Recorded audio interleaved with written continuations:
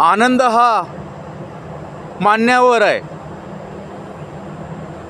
सर्वांना आनंदी ठेवलं पाहिजे, सर्वांना आनंद दिला पाहिजे.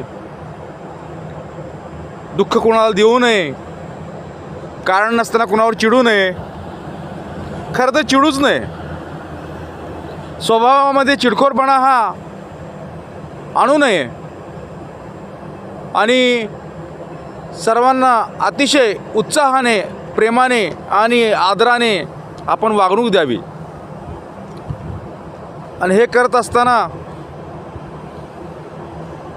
आपण आपल्यावर संयम ठेवला पाहिजे. आपण कुणालाही कारण नसताना रागावू नये आणि सर्वांशी अतिशय प्रेमानं बोललं पाहिजे, प्रेमानं वागलं पाहिजे आणि सर्वांना आनंद दिला पाहिजे.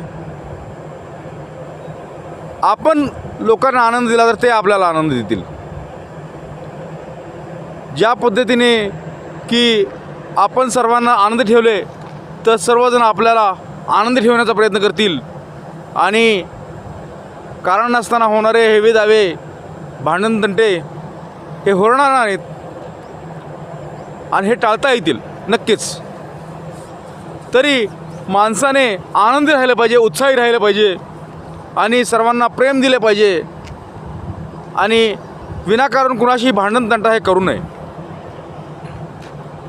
एखादा चांगला छंद जोपासायला पाहिजे की जेणेकरून आपल्या मनाला विरंगुळा होईल आणि आपले मन, आपले आरोग्य आणि आपली दिनचर्या ही आनंदी जाईल. आहार पण आपण अगदी सात्विक घेतला पाहिजे. बरीचशी गोष्ट आहारावर अवलंबून आहे.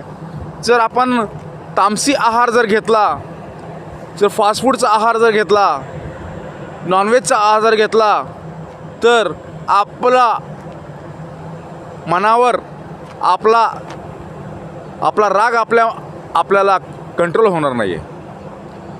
आपले जे विचार आहेत ते तामसी पद्धतीचे होतील. ज्या पद्धतीने आपण आहार घेतो त्या पद्धतीनेच आपलं जे चारित्र्य आहे ते त्या पद्धतीने होत असतं. जर आपण सात्विक आहार घेतला, घरचा आहार घेतला तर आपले आयुष्य हे अतिशय चांगल्या पद्धतीने राहते. आणि जर आपण हा तामसी आहार घेतला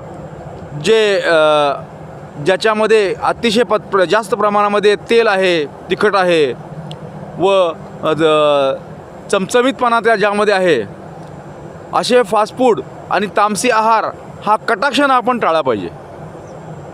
घरचा आहार